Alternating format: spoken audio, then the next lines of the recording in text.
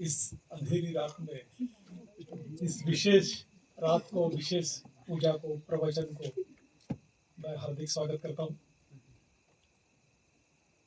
जो भी भाई बहनों ने ये जो सुंदर पूजा स्थान तैयार करने के लिए शक्ति लगाई, श्रम किए, उन सब लोगों का मैं बहुत बहुत पुण्यनुमोदन करता हूँ। आज हम अभी ब्रह्मचारी हर्षभद्र इनसे प्रवचन सुनेंगे और उसके पश्चात हम 5 मिनट का ब्रेक लेंगे कल के जैसा, और फिर हम सप्तांग पूजा करेंगे आज। ब्रह्मचारी हर्षभद्र एक बहुत ही महत्वपूर्ण और बौद्ध धर्म के बुनियादी विषय पर हमसे संवाद करने वाले। भगवान बुद्ध की जो मूलभूत शिक्षा है, त्रिविध शिक्षा जिसको हम कहते हैं, शील, समाधि और प्रज्ञा, तो उसमें से जो शील है, सदाचार है, नीति है, डॉक्टर बाबा साहब अम्बेडकर ने उसे धम्म माने नीति और नीति माने धम्म, धम्म यानी सदाचार कहा है। तो उस शील पर, उस नीति पर, सदाचार पर वो हमें कुछ मार्गदर्शन करने वाले। पूज्य अर्जुन संरक्षक जी कहते हैं कि अगर हमें नया समाज निर्माण करना है, जाति विहीन समाज निर्माण करना है, तो उसकी नींव, उसका आधार शील होना चाहिए, सदाचार होना चाहिए।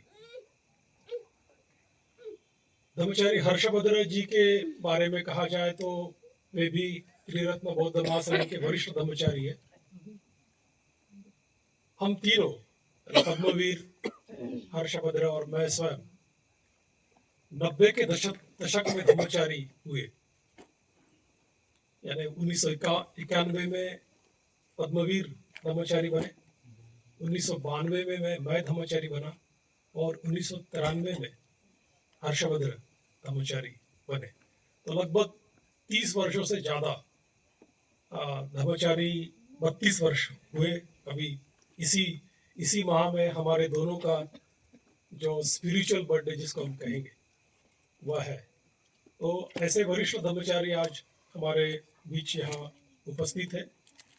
उन्होंने अपने जीवन का बहुत सारा समय पहले औरंगाबाद में बिताया, बाद में नागपुर, वर्धा यहाँ बिताया। उत्तर भारत में भी उन्होंने कुछ समय बिताया है। वे दिखने को बहुत शांत दिखते हैं, लेकिन जब कहते हैं तो बहुत सत्य को प्रकाशित करते हैं। गत कुछ दिनों से उन्होंने बौद्ध धर्म के अध्ययन के लिए अपना समय बिताया और उन्होंने PhD बौद्ध बुद्धिज्म में अभी पूरी की है। तो धर्म के प्रति श्रद्धा, निष्ठा और उसके अनुसार आचरण करते रहना, अपने जीवन को परिवर्तित करना, यह एक प्रकार से साइलेंटली, जिसको हम कहेंगे शांति से, हर्षभद्र करते आ रहे।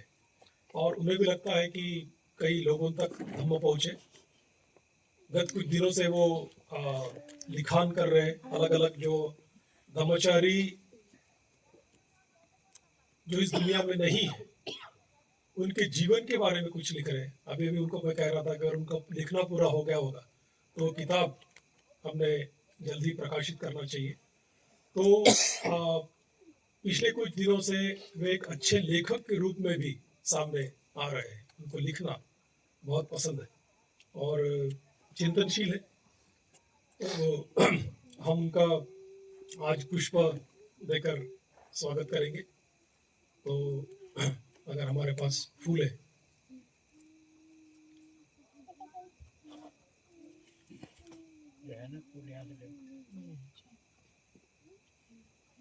तो खुबराज जी को मैं कहूंगा कि वो उनका पुष्प देकर स्वागत करें।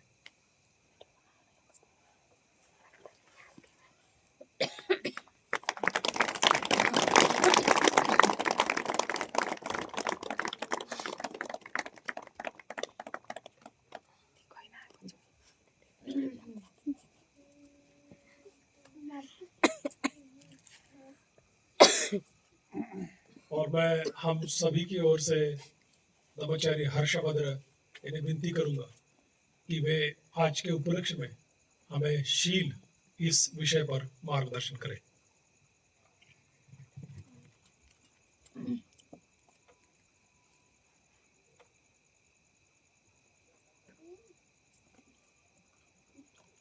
धन्यवाद।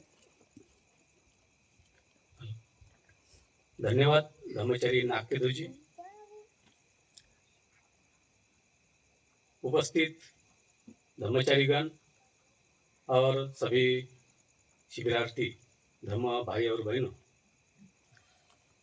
यहाँ पर मेरा ब्रह्मचारी नागकेतु जी ने बहुत ही अच्छा परिचय कर दिया है, इसलिए मैं उनका आभारी हूँ। तो अभी ये जो वातावरण है ये बहुत ही यानी थोड़ा अलग हुआ है। अभी हम ऐसा आगे जा सकते हैं, सोच सकते हैं, लेकिन जैसा भी हो उस वातावरण में हम आगे जाएंगे। आपको मालूम है कि हम बुद्ध के अनुयायी हैं और बुद्ध काल का वातावरण आपको मालूम होगा कि बुद्ध बारिश में, ठंडी में, गर्मी में वो कैसे जंगल में रहते होंगे, कैसा वो धर्म प्रवचन करते होंगे, अपने शिष्यों के साथ कैसे रहते होंगे। तो इसके बारे में हम सोच सकते हैं। यहाँ जो चारों ओर जो पर्वत की मालाएं दिखती है, तो इससे मुझे ये बुद्ध के काल में मैं गया हूँ और सोच रहा हूँ कि जैसे रुद्रगुप्त पर्वत के नीचे भगवान बुद्ध प्रवचन करते थे, तो ऐसे ही ये जो वातावरण है ऐसा है। और ये वातावरण देख के अभी बिजली नहीं थी, लेकिन बिजली अपने मित्रों ने लाई है और कैसे वातावरण थोड़ा प्रकाशमान हो गया। तो ऐसी एक घटना है कि बुद्ध काल में अजातशत्रु यानी बहुत ही अशांत हो गया था, उनको शांति की जरूरत थी।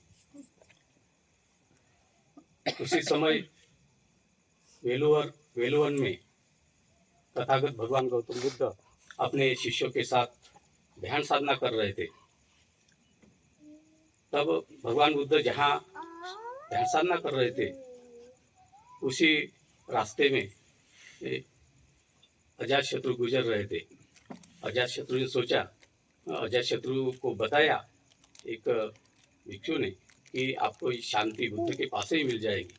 तो उस दिशा से वो चलने लगे और देखा, उन्होंने दूर से देखा, जैसे अभी हम यहाँ ऐसे बैठे हैं तो ऐसी शांति, अभी हम तो बात कर रहे और चर्चा भी कर रहे, लेकिन उस समय भगवान बुद्ध अपने शिष्यों के साथ बहुत ही अच्छी ध्यान साधना कर रहे थे। बहुत ही ऐसी शांति फैली हुई थी और ये शांति देखकर ही अजातशत्रु एकदम प्रसन्न हो गया। उनको लगा कि ऐसी शांति की मुझे आवश्यकता है। तो उस ध्यान साधना में अजातशत्रु बैठ गया और ध्यान साधना करने लगा। उसी समय और भगवान बुद्ध का प्रवचन सुनने के बाद अजातशत्रु को भी यानी एक अनंत पद प्राप्त हो गया, उनको धर्म की दृष्टि का लाभ हो गया। तो इस तरह से जो भी वातावरण रहता है वो उस वातावरण का हमने अच्छा लाभ लेना चाहिए। और मैं इस वातावरण का दिन में भी यानी अच्छा यानी महसूस कर रहा था। मैं देख रहा था कि अभी हरियाली थोड़ी कम हो गई, लेकिन जो मौसम है बाकी बादल छाया हुआ है, लेकिन जो गर्मी है ऐसा लगता था कि यहाँ पर गर्मी होंगी, लेकिन ऐसा कुछ नहीं। यहाँ पर बहुत ही अच्छा मौसम यानी देखने को मिला है। और यहाँ पर बहुत अच्छे पंछी मैंने देखे, बहुत ही सुंदर। खिड़की से मैंने देखा कि एक पंछी जैसे कि यानी पंचशील का कलर उन्होंने पहना लिया है, इस तरह से एक पंछी मैंने देखा। बहुत ही अच्छा यानी दिख रहा था। ऐसा लगा था कि उसका फोटो भी निकालना चाहिए, लेकिन थोड़ा दूर था, फोटो मैं नहीं निकाल सकता। तो और बाकी यहाँ पर मोर मोरनी भी यानी मुझे दिखाई पड़ी। उनका जो आवाज़ है, सुबह सुबह अच्छा आवाज़ उनका आता है। शुरुआत में मुझे लगा कि यह ऐसे मोर मोरनी क्यों चिल्लाते, क्यों, यानी कोई यानी यहाँ पर कोई जंगली शहाबत तो नहीं है, उन्होंने तो ये पकड़ नहीं लिया इसलिए तो आवाज़ नहीं करते। लेकिन बाद में पता चला कि नहीं, उनका सुबह सुबह ऐसा ही आवाज़ होता है। तो ये बहुत ही अच्छा लगता है उनका आवाज़ सुनकर। मैंने तो कई सालों के बाद उनका आवाज़ यानी सुना है। मोर को भी मैंने बहुत सालों के बाद देखा है। वैसे इसके पहले मैं नाकेदुजीन जो परिचय करवा के दिया, तो पहले मैं आगरा में धर्म कार्य करता था। उसके पहले यानी जब हमको पद्मवीर जी भी पहले साथ में थे, तो पद्मवीर जी ने हमको मोदी नगर, हस्तिनापुर और देहरादून ये शहर दिखाए, और उस समय भी हमने थोड़ा सा धम्म कार्य उस समय किया था। तो ये बहुत ही अच्छी जगह है, बहुत अच्छा प्लेस है। तो इस वातावरण में हम धर्म का अभ्यास कर रहे, धर्म अध्ययन कर रहे, और खास करके हम मैत्री का अनुभव कर रहे। मैत्री किस तरह से हम विकसित कर सकते हैं, तो इसका हम अनुभव यहाँ पर ले रहे। उसके साथ साथ अभी हम शीलों का भी आचरण कर रहे। यहाँ पर बहुत सारे लोग यानी एक दूसरे में मदद कर रहे, एक दूसरे के साथ अच्छा सुसंवाद कर रहे। कुछ लोग खेल भी रहे थे, मैत्री से वो एक दूसरे में घुल मिल गए थे। तो ये बहुत अच्छा वातावरण शिविर में तैयार हो गया। तो अभी आज हम शील के बारे में देखेंगे। कल श्रद्धा के बारे में देखा था। बहुत ही हमारी श्रद्धा यहाँ पर उभर के आई है। बुद्ध धम्म संघ के प्रति हमारी श्रद्धा विकसित हुई है। आज हम थोड़ा सा शील के बारे में देखेंगे कि शील क्या चीज़ है। तो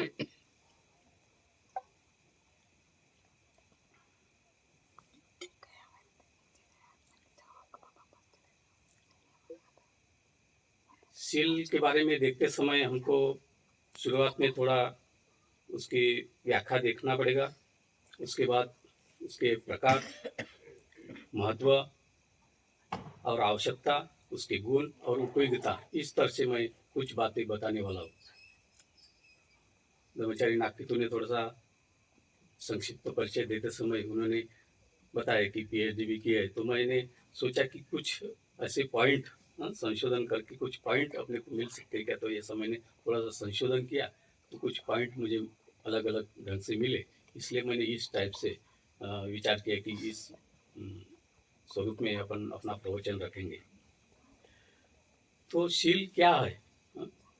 तो अभी तो हमको अपने अभ्यास गुटों से पता चला ही होगा कि शील किस तरह से है, शील को क्या कहते हैं।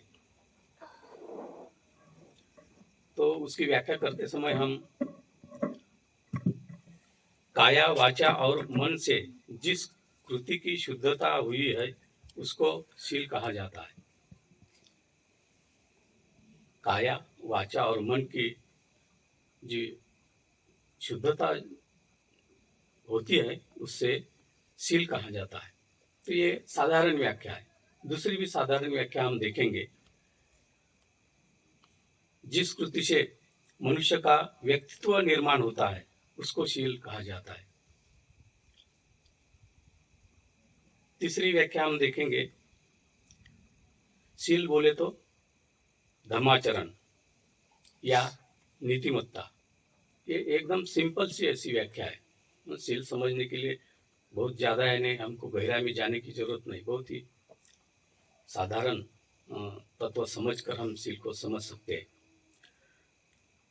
तो शील को समझने के लिए हमको समझने के लिए अभी हमने पंचशील के बारे में सुना है। तो साधारण तौर पर पंचशील यही ऐसा शील है कि हम आचरण में अच्छी तरह से ला सकते।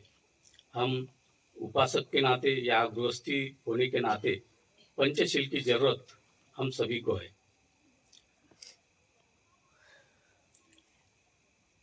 पंचशील में आचरण करते समय जैसे पानातिपाता वेरमणि सिक्खापदम समादियामि, ऐसा हम कहते हैं। तो उसका क्या अर्थ होता है? प्राण हिंसा से विरत रहने की शिक्षा मैं ग्रहण करता हूँ, ऐसा उसका अर्थ होता है। इसके साथ साथ जो विधायक जो अर्थ है, सकारात्मक जो अर्थ है, हाँ, तो वो कैसा है कि मैत्री पूर्ण कर्म करके मैं अपने शरीर को शुद्ध करता हूँ। तो इसका ये अर्थ होता है। इस शील के साथ और मैं शीलाचरण तो करूँगा और दूसरों से भी यानी शीलाचरण कराऊंगा। इस तरह से इस शील के बारे में सोच सकते हैं। दूसरे अर्थ में मैं प्राण हिंसा नहीं करूँगा और नहीं कराऊंगा, दूसरे की तरफ से नहीं कराऊंगा। तो इस तरह से भी ये शील की तरफ देखा जाता है। दूसरा जो शील है, अधीन दाना वेरमणि सिक्खापदम समादियामि, इसका भी अर्थ वैसा हम ले सकते। कामे सुमिच्चाचारा वेरमणि सिक्खापदम समादियामि, मूसावादा और सूरा मेरा मज्ज पमादठाना। तो ये जो पांचों शील है, तो पांचों शील में हमको नहीं करने की शिक्षा दी जाती है और सकारात्मक अर्थ में हमको क्या करना है ये बातें बताई जाती है। शील में बहुत सारी बातें हम देख सकते हैं, केवल पंचशील ही नहीं, तो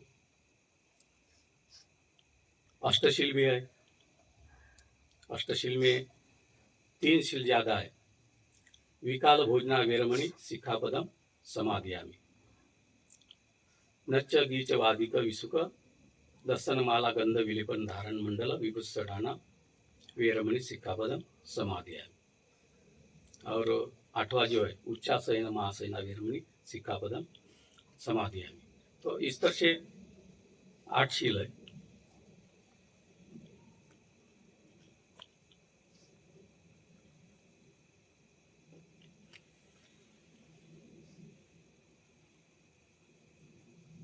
ये जो 8 शील है, अष्टशील है, महाराष्ट्र में बहुत सारे लोग पूर्णिमा आई तो अष्टशील का पालन करते हैं, बहुत अच्छी बात है।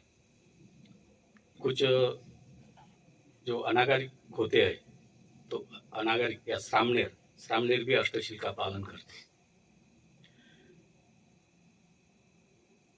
उसके बाद है 10 शील।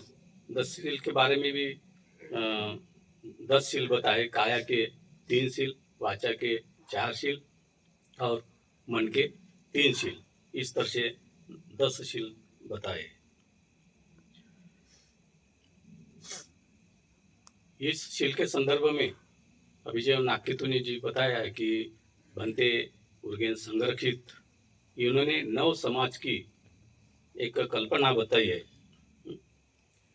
नव समाज निर्माण करने के लिए शील ही ऐसी चीज है। शील एक नींव है नव समाज की। त्रिरत्न बौद्ध महासंघ में इस नींव के संदर्भ में हमेशा सोचा गया है। इसके लिए आध्यात्मिक कुल की स्थापना शुरुआत में की थी। आज भी कुछ जगह आध्यात्मिक कुल करके है, वहाँ पर धम्ममित्र धम्मचारी इकट्ठा होकर अपना शिलाचरण करते हैं। तो इस तरह से नव समाज की जो निर्मित है यहाँ पर निर्माण होती है। बाबा साहब ने भी ऐसा ही बताया था। जब बाबा साहब ने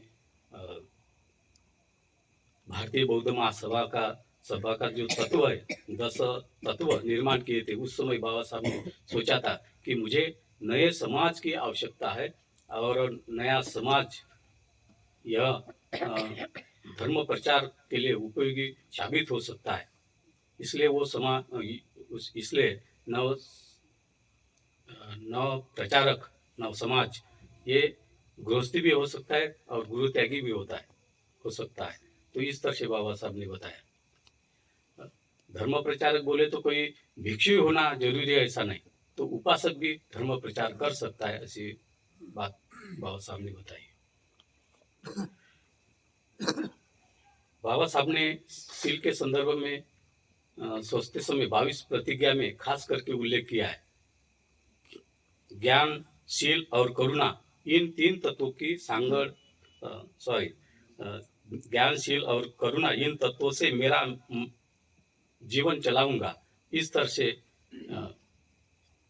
18वीं प्रतिज्ञा बाबा साहब ने बताई है। तो बाबा साहब ने शील के बारे में बहुत ही महत्व दिया है और स्वयं के प्रति बाबा साहब ने कहा है कि मेरे तरफ कोई भी उंगली निर्देश कर नहीं सकता, कोई भी मेरे तरफ अंगुली निर्देश दिखा नहीं सकता है। तो इतना जो कॉन्फिडेंस है, इतना जो विश्वास है बाबा साहब ने स्वयं के प्रति संपादन किया था। तो इसलिए सील के बारे में बाबा साहब ने बहुत ही महत्व दिया है। और दूसरे शब्द में बाबा साहब ने 3 गुरु के बारे में बताया है, जैसे बुद्ध, कबीर और फुले, ये जैसे 3 गुरु है, तो वैसे 3 दैवत बाबा साहब ने बताए। तो बाबा साहब के 3 दैवत विद्या, शील और स्वाभिमान, ऐसा कहा है। विद्या यानी शिक्षा, जैसा शिक्षा क्या बोलते, एकेडमिक शिक्षा लेना ये बहुत ही जरूरी है। बाबा साहब के समय में बहुत सारे लोग शिक्षित नहीं थे, उस लोगों ने एक ही शब्द सुना कि शिक्षा लेना है, तो इस आधार पर बहुत सारे लोग शिक्षा लेने के लिए आगे आए। औरंगाबाद और मुंबई में बाबा साहब ने जो कॉलेज का निर्माण किया था, उस कॉलेज में बाबा लोग पढ़ने के लिए गए और बहुत अच्छी शिक्षा लोगों ने हासिल की। वो लोग नौकरी पर लगे, उसके बच्चे ने भी अच्छी शिक्षा पाई है, इसलिए समाज बहुत ही आगे चला गया। तो इसलिए शिक्षा का महत्व बहुत ही बताया, बाबा साहब ने बताया है। शिक्षा के साथ साथ स्वाभिमान, स्वाभिमान ये बहुत बड़ी चीज है कि हमारा जो स्वाभिमान, किसी के तरफ हमने झुकाव देना नहीं है, किसी के प्रभाव में हमको आना नहीं है, हमारा स्वाभिमान हमको रखना है। भले ही हम गरीब क्यों न हो, भले हम यानी शिक्षित क्यों न हो, लेकिन तो भी हमारा स्वाभिमान हमने जागृत रखना चाहिए, ऐसा बाबा साहब ने कहा है। तीसरी जो महत्व की जो बात है, तो वो बात है सील। अभी सील के बारे में जो हमारी चर्चा चल रही, तो सील इतना महत्व का है कि बाबा साहब ने स्वयं के प्रति ऐसा भी कहा है कि मैं बहुत पढ़ा लिखा है, इसलिए लोग मुझे नहीं मानते, तो मैं शील संपन्न हूँ, इसीलिए मुझे लोग मानते, मुझे लोग डरते।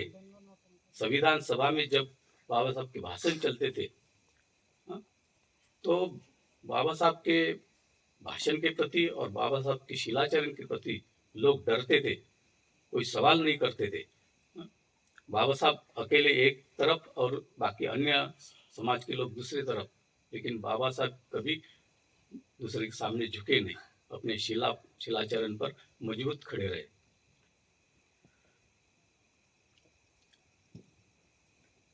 शिलाचरण में अपनी जो शुद्धता है, ये शुद्धता परिशुद्ध होने के लिए हमने बारंबार धर्माचरण करना चाहिए, और वो धर्माचरण काया, वाचा और मन से हमने सही तरीके से किया तो हमारी शुद्धता होती है, और वही शुद्धता परिशुद्धता में बदल जाती है।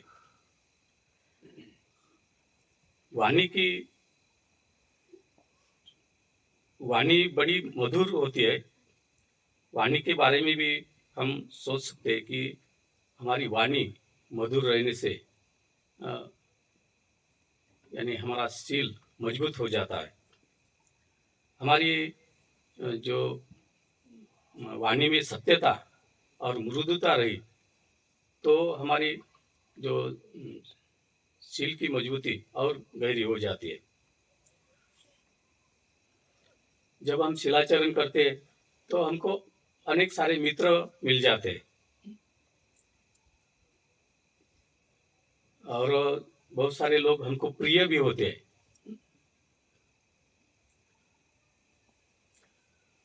शिलाचरण करने से महत्वपूर्ण जो फायदा है कि उस मनुष्य की प्रसिद्धि हो जाती है, उसका जो अच्छा प्रचार हो जाता है कि ये व्यक्ति बहुत ही अच्छा है। जो उनके मित्र है या समाज है, समाज में भी उनकी जो प्रसिद्धि बहुत अच्छी हो जाती है। तो बाबा साहब ने तो स्वयं शिलाचरण किया था, लेकिन दूसरा भी नाम मेरे सामने आ गया जिसकी आज जयंती है। ऐसी साहब कांशीराम, आज कांशीराम की जयंती है। कांशीराम की जयंती के उपलक्ष्य में हम अभी आज यहाँ पर बैठे हैं, ये बहुत अच्छी बात है। तो कांशीराम जी, इनका जो त्याग है और शिलाचरण ये बहुत ही मजबूत था, गहरा था। वो बहुत त्यागी व्यक्ति थे। अपना घरदार छोड़ के वो पूरे पूरे इंडिया में घूमते थे। उनको एक दृष्टि लाभ हो गया था।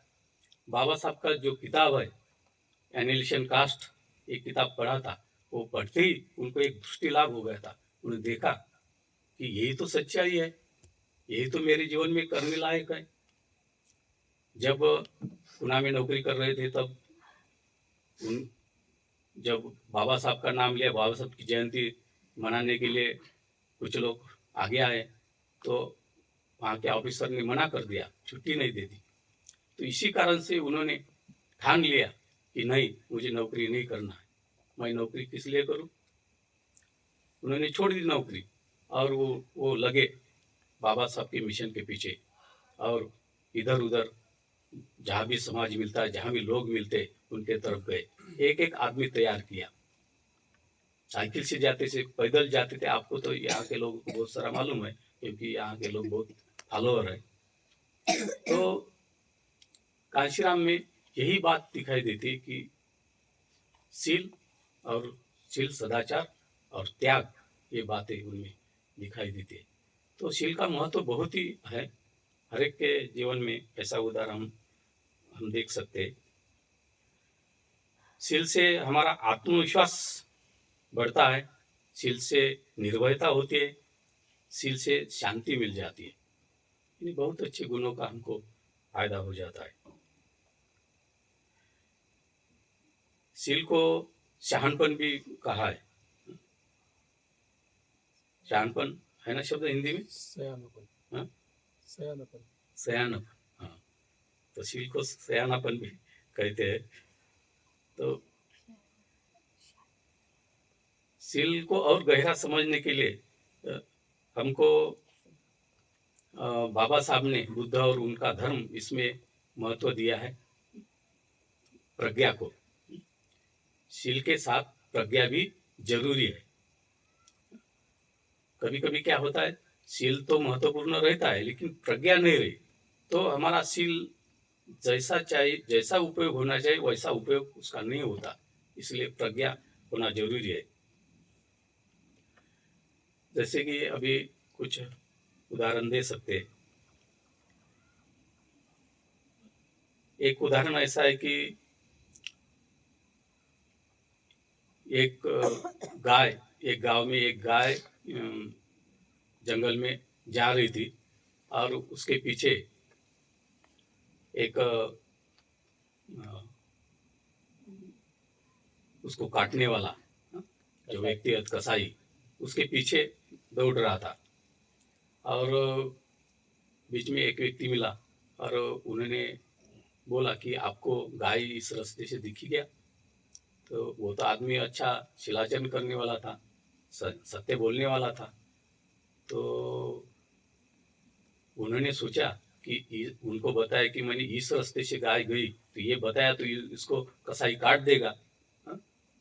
तो उन्होंने ऐसा कुछ बताया नहीं, उन्होंने वो ऐसा बताया कि इस रास्ते से कोई तो भी यानी हड्डियों का जो सांगड़ा होता है ऐसा मैंने देखा है।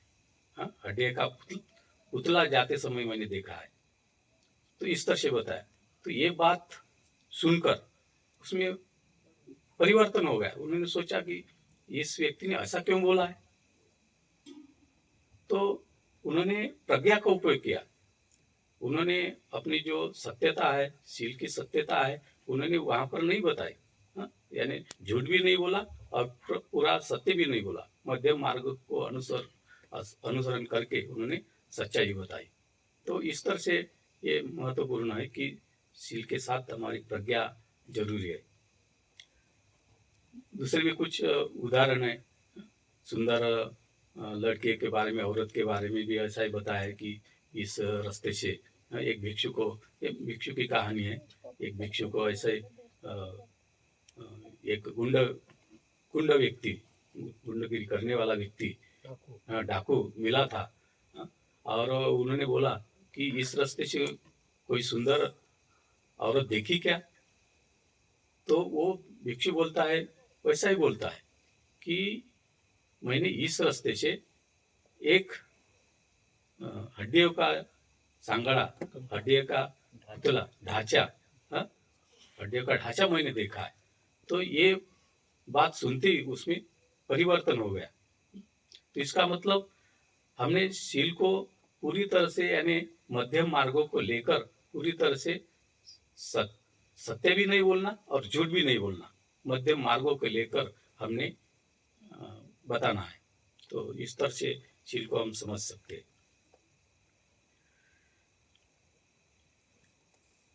और शील में शीलाचरण करने वाला व्यक्ति लोभी नहीं होता, विशेषतः वो दानी होता है। उसके कर्म जो है वो बहुत सारी कर्म उनके सुधरते रहते हैं। तो लोग के बारे में थोड़ी सी एक कहानी, छोटी सी कहानी मैं बताता।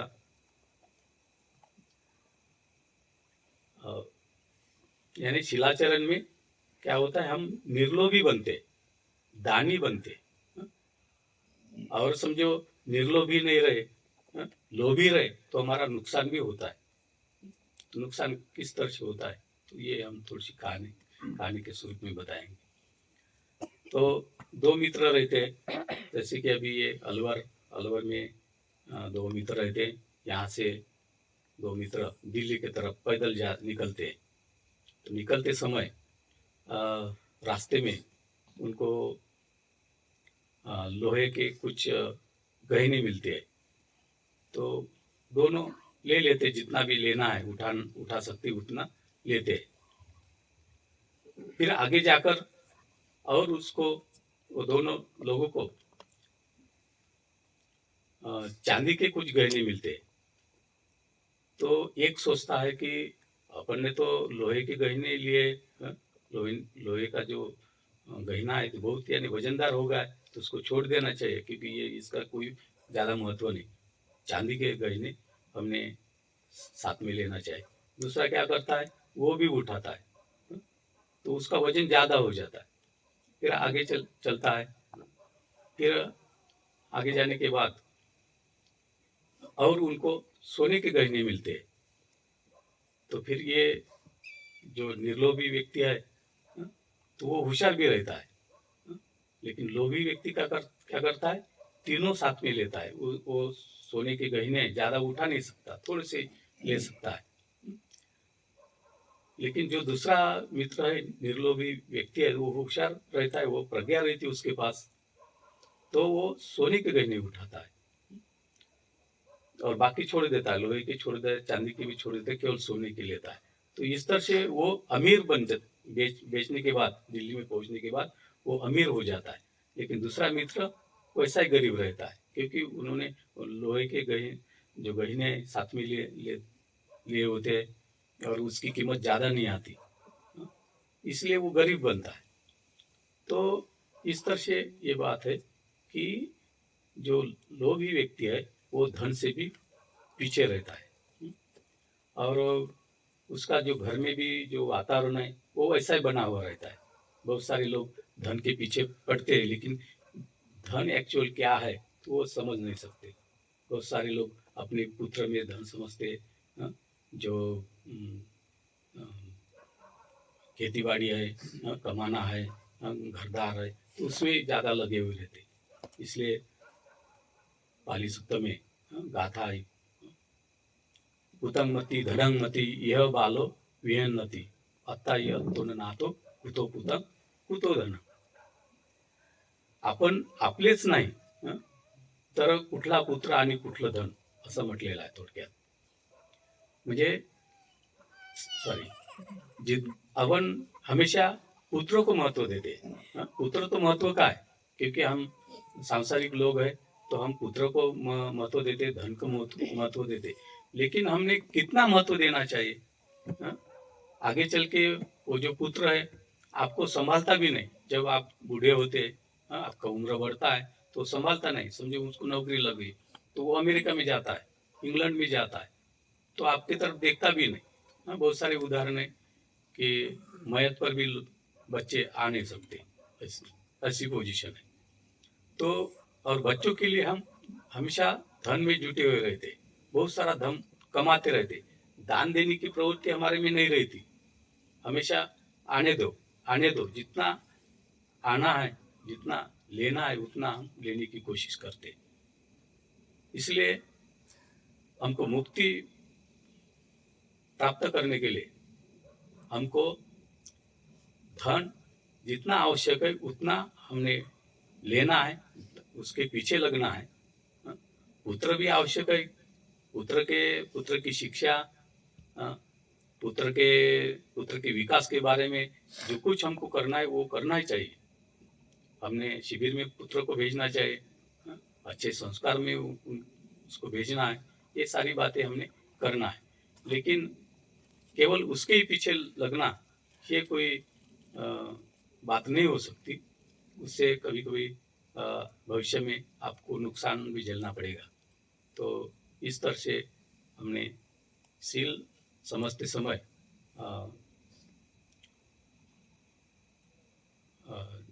धन से यानी विरत रहना चाहिए, या धन के पीछे ज़्यादा नहीं लगना चाहिए.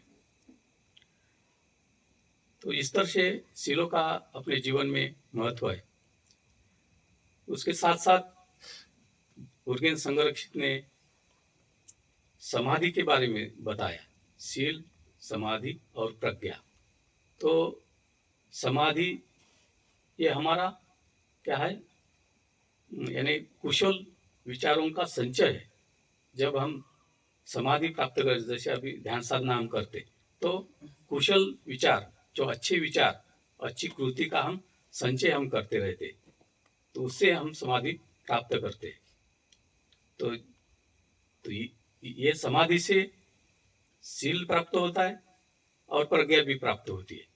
तो इस तरह से हमने शील के बारे में सोचना चाहिए.